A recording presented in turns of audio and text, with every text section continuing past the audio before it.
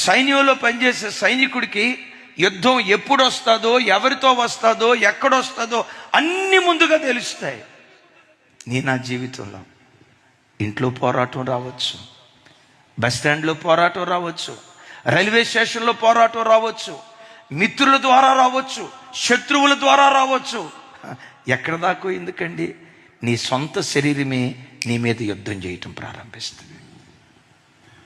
అంటే క్రైస్తవ జీవితంలో బయట పోరాటం, లోపల పోరాటం, ఈ రెండు పోరాటాలు భయంకరమైన పోరాటం ఏది?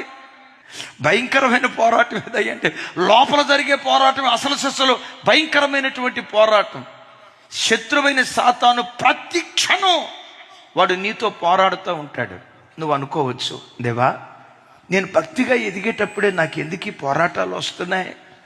ప్రార్థనా పరురాలుగా కట్టబడుతున్నప్పుడే నాకు ఎందుకు ఈ పోరాటాలు వస్తున్నాయి? దేవుడు దేవుడు దేవుడు ఈ ప్రపంచంలో బ్రతికేటప్పుడే నాకు ఎందుకు ఈ పోరాటాలు వస్తున్నాయి?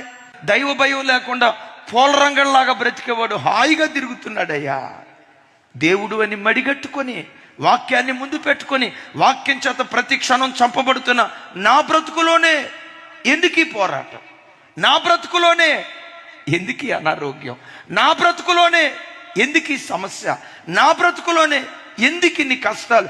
నా బ్రతుకులోనే ఎందుకయ్యా ఇవన్నీ ఎదురవుతున్నాయి? ఇది నీ మనసులో ప్రశ్న. నేనంట 2 చెట్లు ఉన్నాయి. ఇక్కడ ఒక చెట్టు ఉంది, ఇక్కడ